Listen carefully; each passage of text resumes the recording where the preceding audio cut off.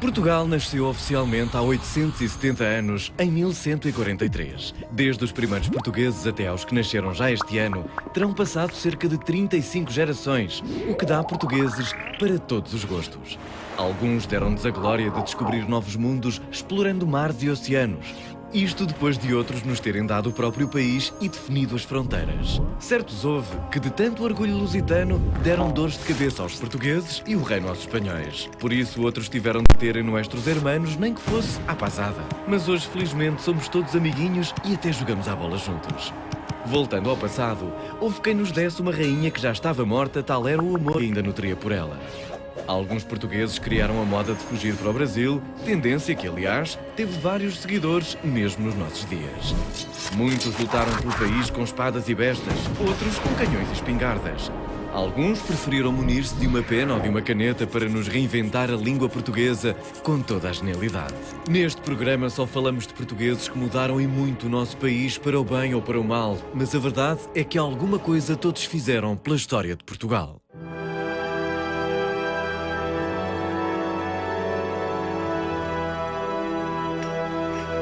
Fernando, parece-te bem começarmos com um fadinho que é tão português? Claro. Olha lá, achas que se não tem havido restauração, ou seja, se hoje fôssemos espanhóis, achas que existiria fado? Espera, já falamos. Ok.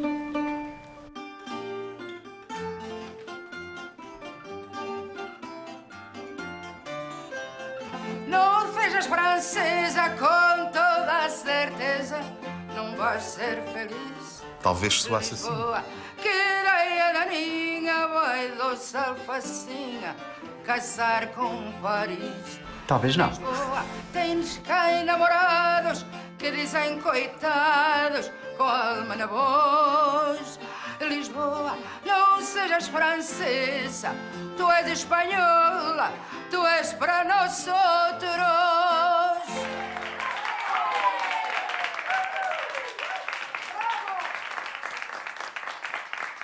Repara que Portugal, no tempo dos Filipes, era bilingue. Tanto se falava português, mas também se falava castelhano.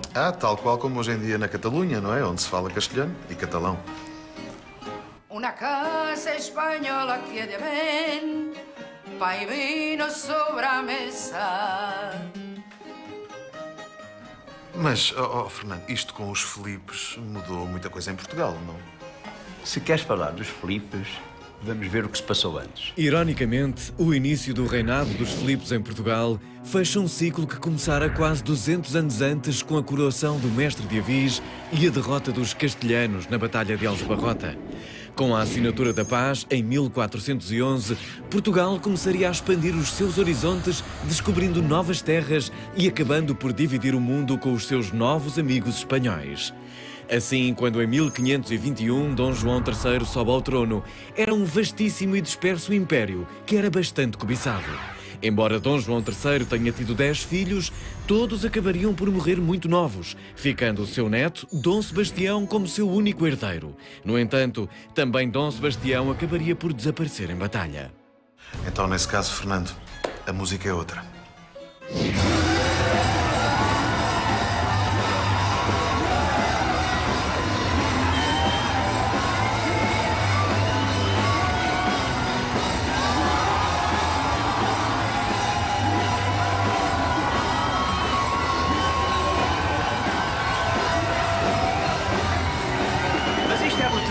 Castelhano ou inglês? É francês, acho eu! Não se percebe nada. É francês do Quebec! Por que é que estamos aqui? Então, Dom Sebastião vai aparecer no dia do nevoeiro! Epá, mas isto é só fumo, pá. Foi o que se arranjou! Mas tens razão, falamos melhor lá fora. Além disso, duvido que Dom Sebastião apareça.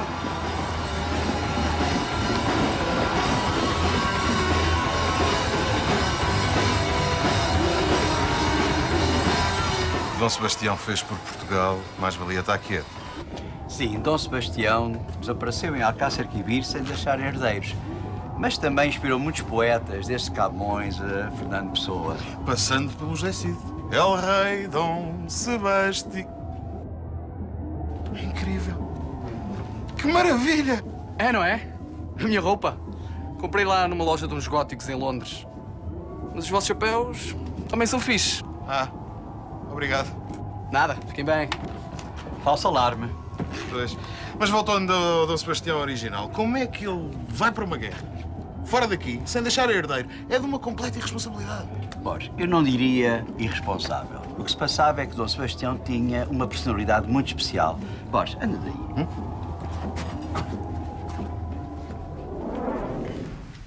E para percebê-lo mesmo bem, seria ótimo fazer-lhe uma sessão de psicanálise. Não, portanto, continuemos. Vossa Majestade disse-me que ficou órfão do seu pai e ainda não tinha nascido. Foi rei aos 3 anos e a sua avó e o seu tio-avô, que foram regentes na altura, deram-lhe uma educação muitíssimo religiosa, o que lhe incutiu em si um enorme desejo em expandir a fé e conquistar o norte da África aos infiéis. Estou correto? Com certeza.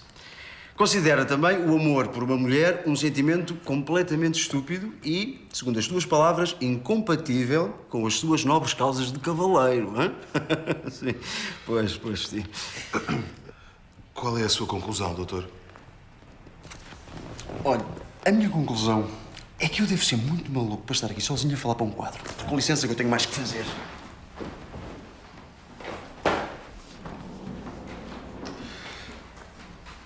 Bem, e agora que ficámos sem o Dom Sebastião, aqui e na história de Portugal, diz-me, por favor, o que é que aconteceu. Depois, o seu tio-avô, o cardeal Dom Henrique, que já tinha sido regente durante a infância de Dom Sebastião, sobe ao trono. Uma vez que é cardeal e não se pode casar, Dom Henrique pede autorização ao Papa para renunciar ao seu posto e assim criar descendência. Contudo, Gregório XIII não o libertou dos seus votos. 2 anos depois, morre sem deixar qualquer herdeiro.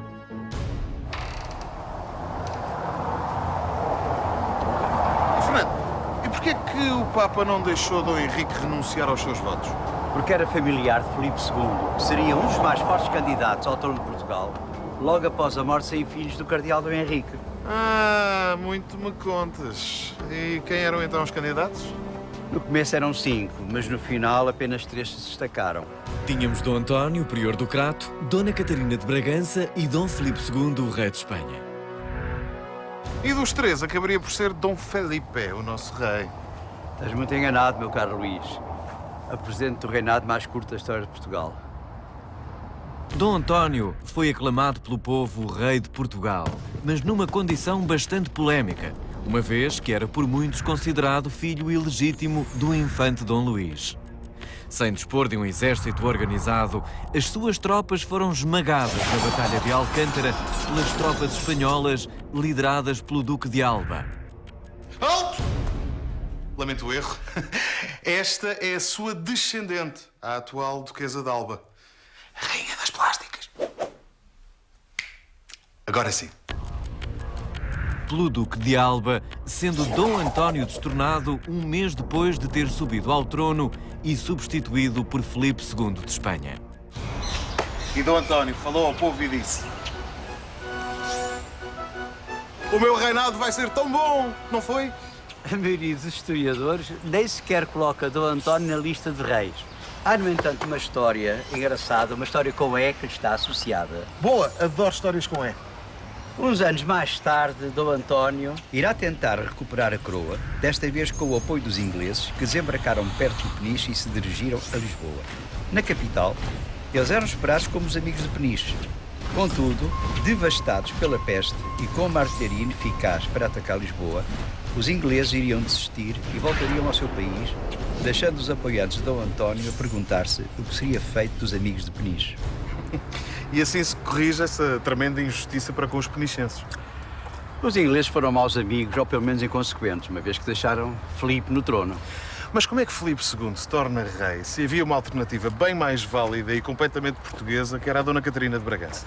Dona Catarina, infanta de Portugal e duquesa de Bragança, era filha do infante Dom Duarte, filho do rei de Portugal Dom Manuel I e irmão do rei Dom João III, que era o avô de Dom Sebastião. O marido de Dona Catarina, o Duque de Bragança, jogou pelo seguro. Não quis arriscar as suas imensas posses num jogo político extremamente perigoso com Filipe. Mas os Bragança tinham de certeza um grande apoio da nobreza e do clero, não? Em princípio, sim. Só que o imenso poder de Filipe, o seu caráter forte, a sua estratégia diplomática influenciaram os portugueses. E, claro, o seu dinheiro. Ah, claro, o dinheiro. A nível comercial, o Império de Filipe, conhecido como o Império onde o Sol nunca se põe, e o português complementavam-se na perfeição, abrindo assim novos mercados aos dois reinos. Também a nível financeiro, a união era vantajosa para os mercadores portugueses, uma vez que a frota espanhola da prata injetava a enorme quantidade de metais preciosos que eles precisavam para alimentar o tráfico com o Extremo Oriente. Mas há mais. A dita castelhanização de Portugal, na educação, na literatura e na ciência, foi um facto. Aliás, o próprio Camões chega a escrever parte da sua obra em castelhano. Sim, mas atenção, já Gil Vicente, um século antes, fez o mesmo. E de resto, muitos outros escritores portugueses. Ah, mas eu sei também que o Cervantes admirava muito a língua portuguesa. Até lhe chamava a doce língua. Sim, a influência era mútua, mas numa dominante de Espanha sobre Portugal. Mas, todavia, Filipe II foi um rei respeitador, dentro do princípio, um rei, dois reinos. Isso já faz lembrar o Deng Xiaoping com o seu Um País, Dois Sistemas. Logo depois de se tornar rei de Portugal, através das Cortes de Tomar, Dom Filipe comprometeu-se a respeitar as liberdades, privilégios, usos e costumes da monarquia portuguesa. Os principais cargos políticos em Portugal seriam preenchidos por portugueses. A língua nos documentos e atos oficiais continuaria a ser o português. O comércio com a Índia e a Guiné só poderia ser feito por portugueses. Mas é claro que não eram só direitos para o nosso lado, também havia obrigações. Não, evidentemente, olha, por exemplo, a nossa participação na famosa Armada Invencível, em 1588, no contexto da Guerra Anglo-Espanhola.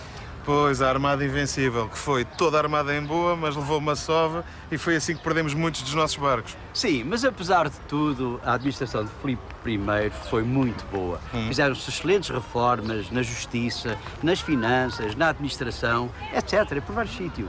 E calculo que isso tenha feito esquecer algum orgulho nacionalista. Sim, mas as coisas haveriam de mudar com Filipe II. Em 1598, morre Filipe I. O seu filho, Filipe II, ascende ao trono, mas é a antítese do pai. Fraco de espírito, desinteressado pela governação, entregando o poder aos seus favoritos. A política de Madrid tende agora para a centralização. Em 1602, nomeiam-se 3 ministros castelhanos para o Conselho de Portugal, violando o que fora acordado em Tomar. O descontentamento popular agrava-se ainda mais com o aumento dos impostos. E aí já se torna menos agradável o domínio espanhol. E aí ganha força o sebastianismo. Ou seja, a ideia de que Dom Sebastião não morreu em Alcácer Quibir, que estaria preso, mas voltaria para reclamar o trono. Mas sabes que vários impostores se quiseram passar por Dom Sebastião, na Ericeira, em Penamacor, em Espanha e até mesmo em Veneza. Não, Fernando. Garanto-te que Dom Sebastião está vivo e o Elvis também, e se calhar até são amigos. Se calhar. Mas sabes que com Filipe II, se o centralismo espanhol se deu a conhecer, com o seu filho no trono a partir de 1621, as coisas ir-se-iam agravar e muito. Sim, e com o Filipe III de Portugal, já o Império Espanhol está numa clara fase de declínio. É, precisamente. Por isso é que o seu primeiro-ministro, o Conde Duque de Olivares, tendo perfeita consciência disso, reforça o poder central. Em 1625, o Conde Duque de Olivares elabora Instruções sobre o Governo de Espanha, um plano que visa absorver por completo o Reino de Portugal. Nele, os principais cargos militares e administrativos do Reino e do Ultramar passaram de vez a ser desempenhados por espanhóis. O plano contempla também uma política de casamentos entre a nobreza portuguesa e a espanhola, de modo a unificá-la. O melhor exemplo é o casamento de Dom João, Duque de Bragança, com Dona Luísa de Gusmão, filha do Duque espanhol de Medina Sidónia. O Conde Duque de Olivares sabia perfeitamente que Dom João poderia constituir um sério obstáculo à unificação ibérica, até porque era o senhor de uma poderosa casa senhorial, a primeira de Portugal e das primeiras da Península Ibérica. Poderosíssima, de facto. Aliás, como é bem perceptível aqui, na sede do seu ducado, o Palácio de Vila Viçosa. Efetivamente, Dom João era Duque de Bragança, de Barcelos, de Guimarães, Marquês de Valença e de Vila Viçosa, Conde de Ourém, de Arraiolos, de Neiva, de Faro, de Faria, de Penafiel, Senhor de Monforte, Alegrete, Vila do Conde, entre muitas outras localidades. Chegavam a perto de 100 mil os seus vassalos. Bebe um copinho de água. Mas olha, o tiro saiu pela culatra ao Conde Duque de Olivares. Como assim? Dona Luísa de Gusmão iria até persuadir a revolta de Dom João. Espera aí, já lá vamos. A verdade é que para Olivares a unificação ibérica estava bem encaminhada. O grande problema para a Espanha era o resto do mundo.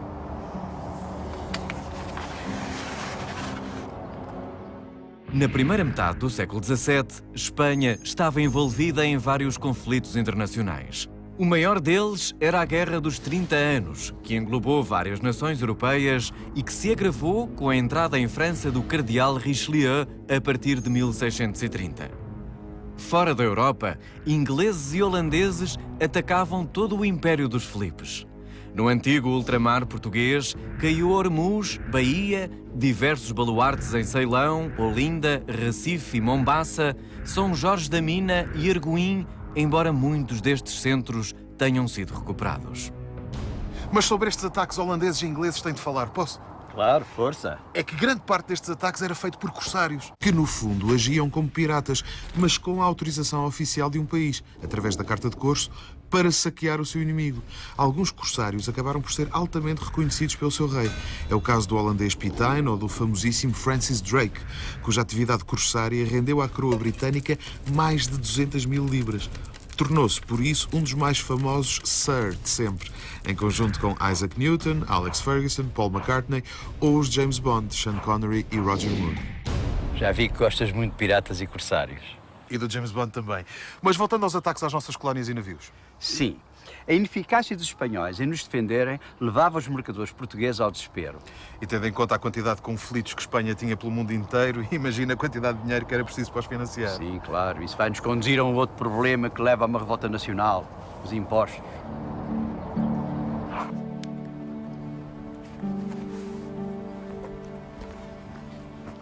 Por todo o país os impostos eram aumentados e as administrações locais eram obrigadas a contrair empréstimos que eram diretamente canalizados para o financiamento da guerra. E os motins populares espalharam-se por Portugal inteiro. De norte a sul, o mais significativo foi a revolta de Manuelinho, aqui relativamente perto, em Évora. A revolta do Manuelinho foi um movimento popular em Évora que teve Manuelinho, um louco da cidade, como seu falso chefe, mantendo assim o anonimato dos verdadeiros impulsionadores.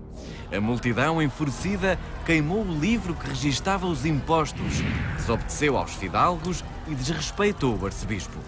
Deste movimento surgiram novas insurreições e motins, sobretudo no sul do país, mas também no Porto, Vila Real e Viana do Castelo. Estas revoltas populares são a prova de que o descontentamento no país era geral. Isso fez com que um grupo de nobres se sentisse legitimado para levar em frente uma revolta, um golpe palaciano. Os conjurados. Precisamente. Os conjurados eram um grupo constituído por cerca de 40 nobres que se reuniam secretamente em Lisboa com o objetivo de destruir Filipe III e proclamar um rei português. Os seus encontros secretos realizavam-se no Palácio de Jorge de Melo, no Palácio dos Duques de Bragança e no Palácio Almada, hoje chamado Palácio da Independência, no Rossio. E eles entravam por aqui e... Não. Por aqui nunca. Isso iria dar nas vistas. Eles entravam por uma porta lateral do palácio e que acedia à antiga muralha fernandina que delimitava as traseiras da propriedade. Esta é a muralha fernandina. E aquela porta ali, tapada, era a porta, o sítio por onde eles entravam. Sim, mas aqui, em vez de jardim, existiam árvores. E ali à direita era o salão onde eles se reuniam. Ou seja, esta parte é toda construída posteriormente. Sim, mas vamos até lá acima.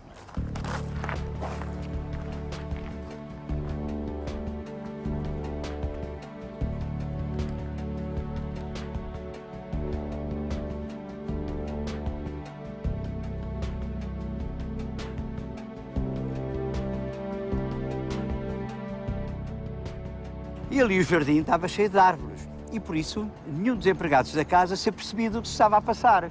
Ótimo, não fosse algum deles denunciar os conjurados aos espanhóis. E tudo acontecia nas barbas do poder. Exatamente, porque mesmo ali é o terreiro do Paço, onde vivia a vice-rainha. É, e ali em cima, no Castelo São Jorge, estava aquartelada a guarda castelhana e a guarda tudesca.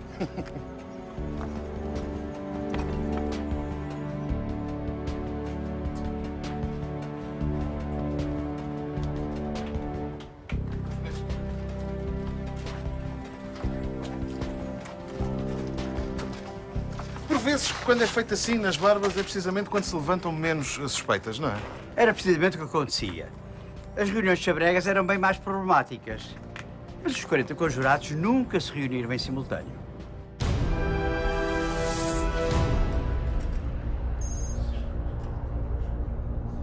Os cabecilhas do grupo cingiam-se a um número muito mais reduzido de conjurados. É, por exemplo, o caso de Dom Rodrigo da Cunha, Dom Jorge de Melo e seu irmão Francisco de Melo, Dom Miguel de Almeida, Conde de Abrantes, o único que conheceu Portugal independente, e o Conde Antão Vaz de Almada, o proprietário do palácio.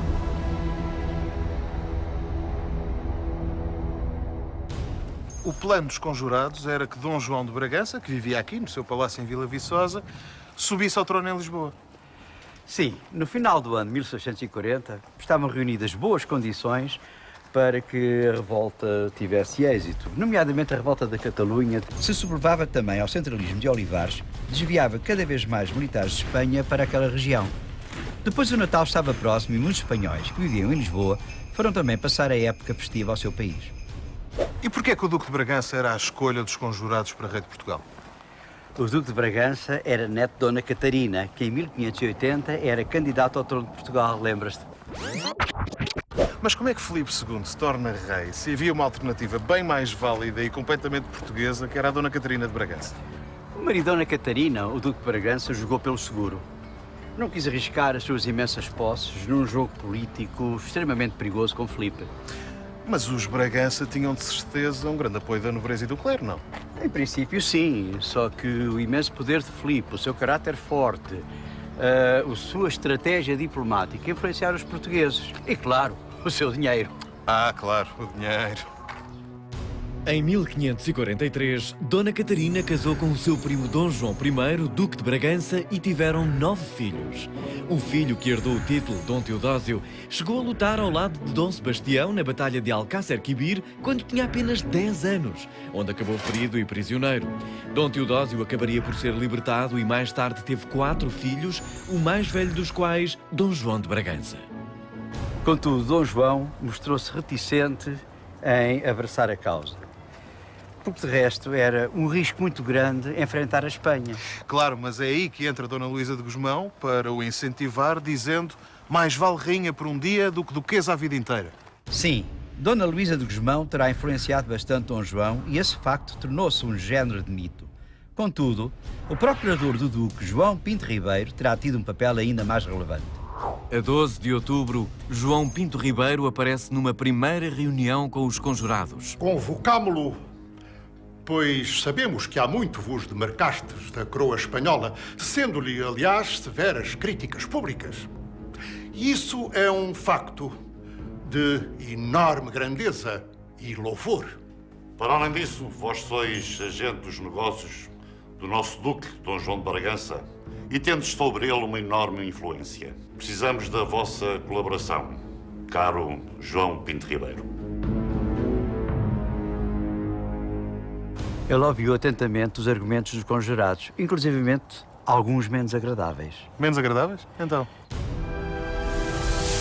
Caso o Duque não se junte à nossa causa, e se esta for bem sucedida, o país poderá avançar para um regime republicano, como o dos Países Baixos.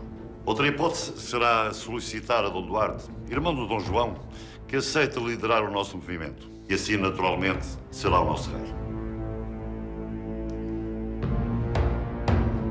João Pinto Ribeiro aconselharia então os conjurados a prosseguirem com os seus objetivos, mesmo que para já não contassem com o apoio do Duque. Para já?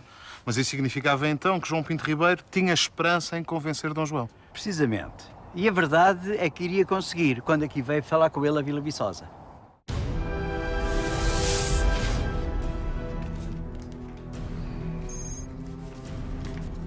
A 24 de novembro, os conjurados têm em mãos a Carta de Dom João.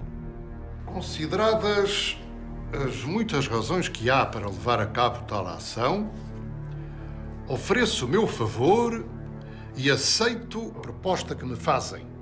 E dou poder ao meu mensageiro para que, em meu nome, ordene e disponha tudo como melhor e mais seguro lhe parecer.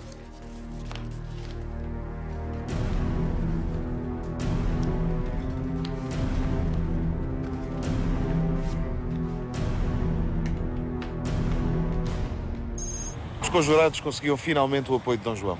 Sim, finalmente. E a 1 de dezembro de 1640 o plano é posto em prática, aqui no Terreiro de Paço, intacto ainda antes do grande terremoto. Mas porquê tão poucos dias desde o apoio de Dom João até à sublevação? Não foi algo precipitado? Tinha de ser. Havia o enorme perigo da conspiração ser descoberta. Pois, já muita gente tinha conhecimento do plano. Precisamente, havia que passar rapidamente à ação. Bem cedo, os conjurados foram de coche ou a pé até ao terreiro e esperaram que o relógio do Paço da Ribeira desse as 9 horas. Depois, dirigiram-se ao Palácio Real e, enquanto um grupo se encarregou de controlar a guarda, outro grupo vai em busca de Miguel de Vasconcelos, o secretário de Estado português que cooperava com os espanhóis e por isso era odiado. Ele apercebeu-se do que se passava e, ao ver que não podia fugir, escondeu-se num grande armário onde guardava vários papéis.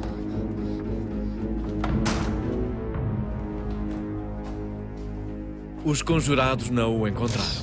Contudo, ao remexer-se, Miguel de Vasconcelos derrubou os papéis e denunciou a sua presença.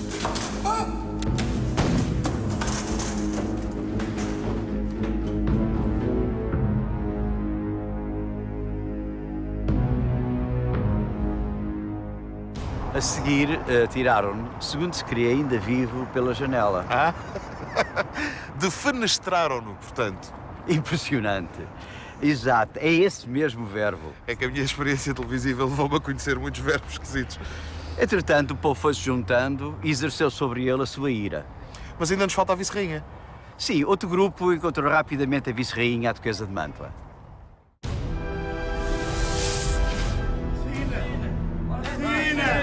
Depois obrigaram-na a redigir uma ordem ao governador do Castelo de São Jorge para que não levantasse os seus militares contra a nova situação política.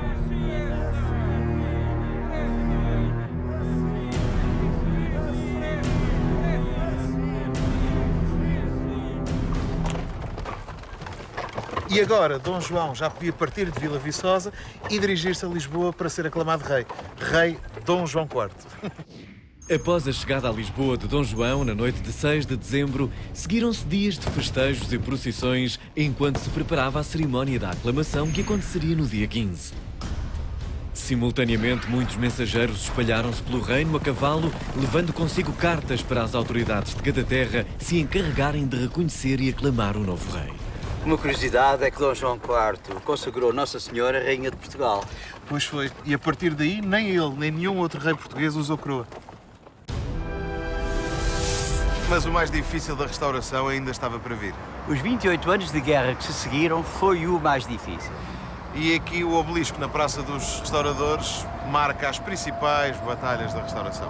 Sim, mas repara que todas elas ocorreram muito depois de 1640. Pois, isso porque os exércitos espanhóis estavam demasiado ocupados com a Guerra dos 30 anos e a questão da Catalunha. E ainda bem, porque Portugal estava com muito pouco dinheiro e o exército português estava muito enfraquecido. A vida de Dom João IV não estava nada fácil. Nada mesmo. Dom João IV não tinha sequer o apoio de toda a sociedade portuguesa. Muitos burgueses, nobres e clérigos mantinham-se por Espanha e o rei foi mesmo alvo de conspirações que acabariam por ser descobertas. A nível internacional, Portugal perdia muitas das suas colónias, devido à posição muito frágil, quer diplomaticamente, quer pelas armas. Entretanto, em 1656, Dom João IV morre. Mas a Guerra da Restauração continuou no período seguinte. Sim, primeiro na regência de Dona Luísa de Gusmão e depois com Afonso VI. E como é que foi Dom Afonso VI? Dom Afonso VI foi daqueles reis de fazer chorar, quer de rir, quer de tristeza. Como assim? Vamos a outra psicanálise com Dom Afonso ainda príncipe?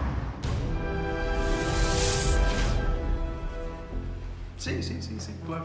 Mas, portanto, meu caro Afonso, por enquanto a sua mãe, Dona Luísa de Gusmão, não lhe confia a governação porque considera o Afonso um menino muito mimado, não é? Parece que o Afonso gosta de percorrer a cidade à noite com um grupo de amigos vândalos, não é? Apedrejar janelas e transeuntes. E se por acaso alguma dessas pessoas depois lhe quer bater, o Afonso manda-os parar e diz que é... rei. Isso. Muito bem. Conclusão, doutor. A conclusão é que vocês, os dois, devem ser mais malucos do que eu para me pôr aqui uma segunda vez a falar com quadros. Mas eu gosto de quadros, de qualquer maneira.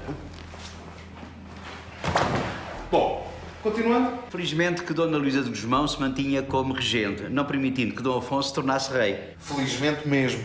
Alguma coisa a Dona Luísa de Gusmão fez por nós. Aliás, duas.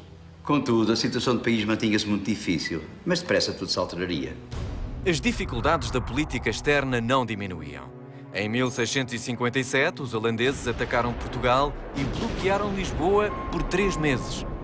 O país não conseguia entrar nas mais importantes negociações diplomáticas e sujeitava-se quase sempre aos interesses das outras nações.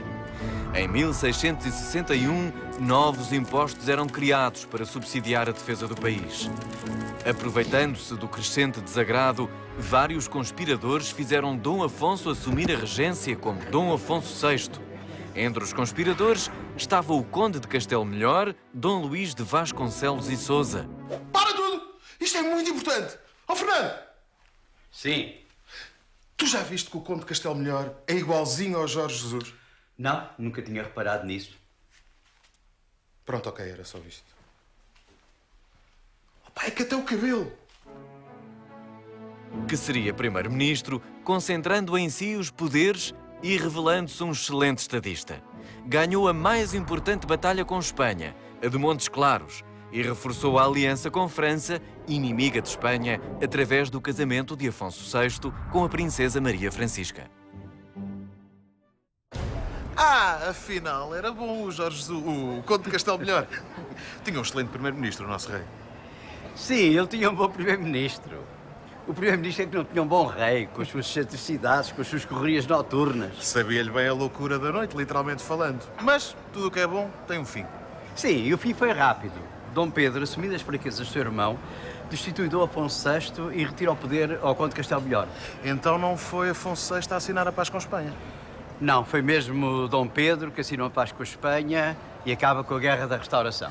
E assim terminou mais uma das muitas tentativas de Espanha para governar Portugal. Toma! Mas calma, Portugal também tentou dominar a Espanha. Aliás, esteve muito perto disso, com Dom João II e com Dom Manuel. Se oye este refrán, que viva Portugal, siempre la recordarán, que viva Portugal. Nesse caso, talvez o flamenco soasse assim. Silêncio que se canta o flamenco. La vida tiene otro sabor, la gente canta con ardor. Y viva Portugal, la vida tiene otro sabor. Portugal es un melhor.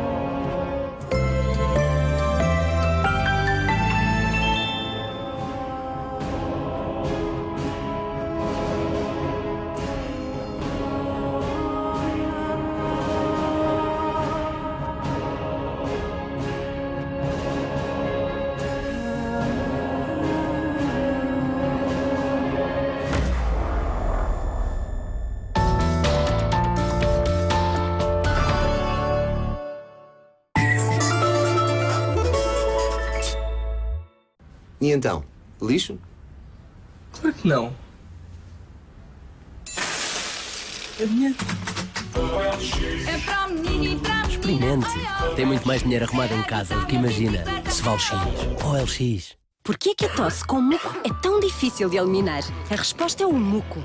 Experimente Bissolvon. Com tripla ação, Bissolvon solta o muco, dissolve-o e limpa os pulmões. É fácil libertar os seus pulmões. Tem muco? Tome Bissolvon. E para criança, com sabor a morango. Os problemas da boca podem ser frequentes e muito dolorosos, afetando o seu dia-a-dia.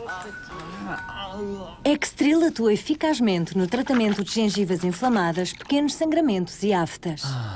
Extril, sinta a diferença de uma boca saudável. Bon Jovi, ao vivo.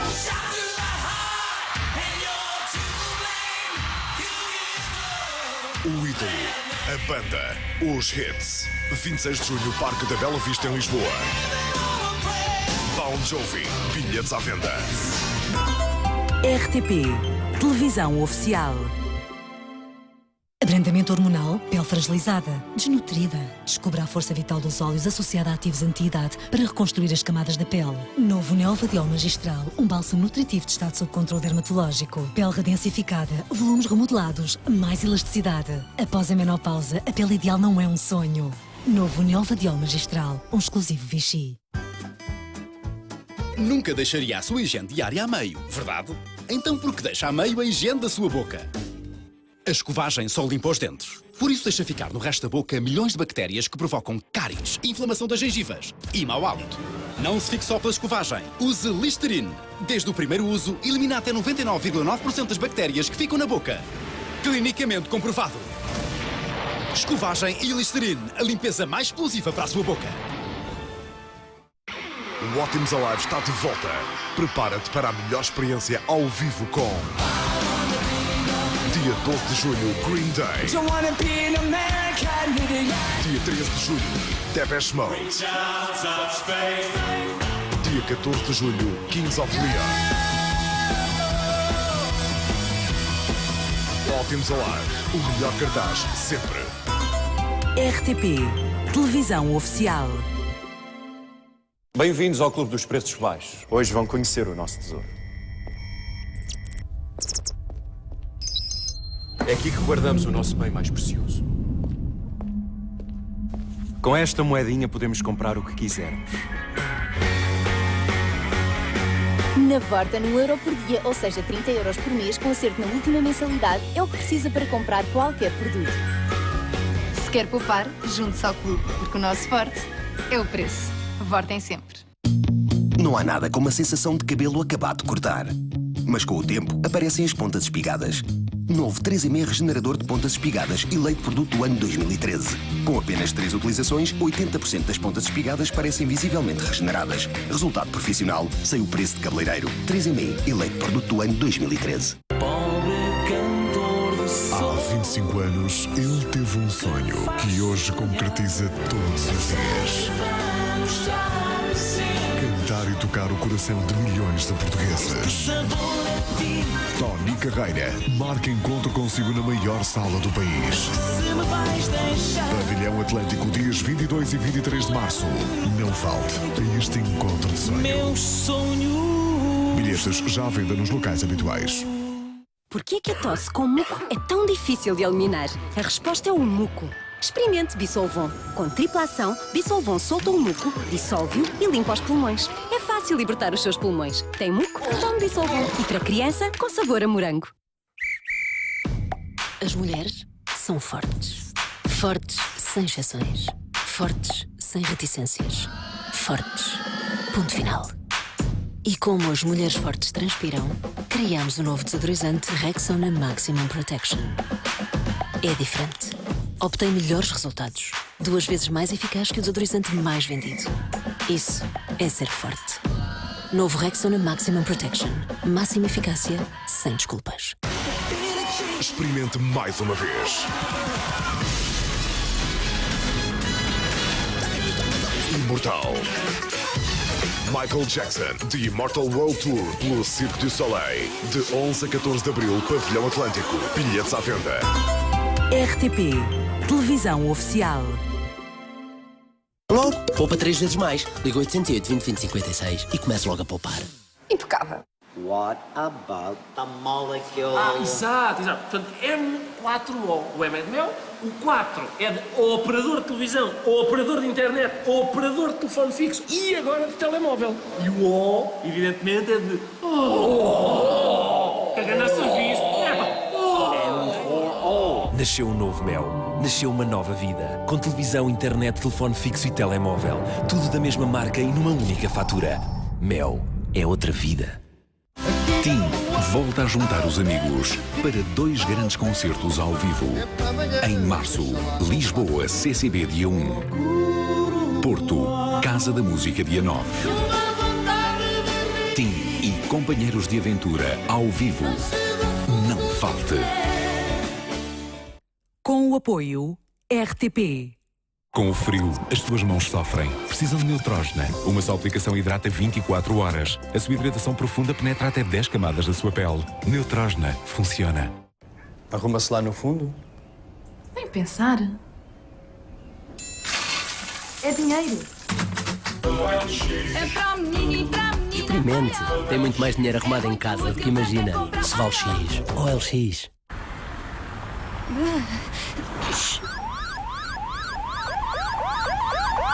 Aos primeiros sinais de alarme de gripe ou constipação, tome C-Gripe. Com a sua fórmula única, C-Gripe combate eficazmente os espirros, pingo no nariz, dores no corpo e febre. Acabe com os sintomas de gripe ou constipação. Se é gripe, C-Gripe. A tosse seca e irritativa mantém-no acordado? Tome Bisolto Sim Tosse Seca. Alivia a tosse seca e irritativa e acaba com a vontade de tossir. Em 15, 30 minutos, tenha uma noite descansada. Acabe com a tosse seca. Tome Bisolto Sim Tosse Seca. E agora, experimente o novo Bisolto Sim em pastilhas moles. Leve-o consigo. A RTP e Cerebrum apresentam o melhor filme do mês. Filho de um Deus, criado pelos homens. New era has begun. The era of man. Perseus terá de escolher um lado. Your blood is mine, Perseus, and that makes you a god. You must save us. I can't save you. I'm just a man. Porque a batalha pela humanidade já começou.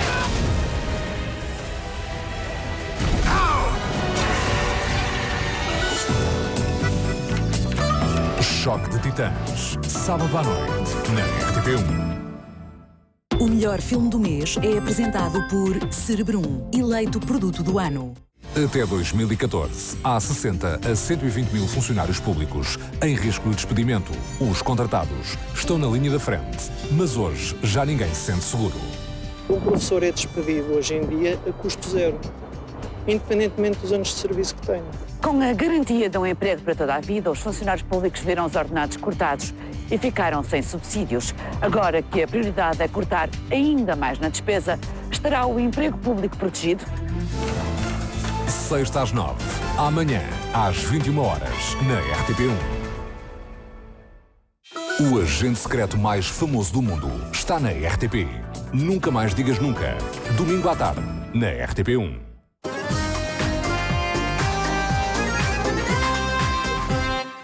O programa que se segue pode conter linguagem ou cenas suscetíveis de ferir a sensibilidade dos espectadores.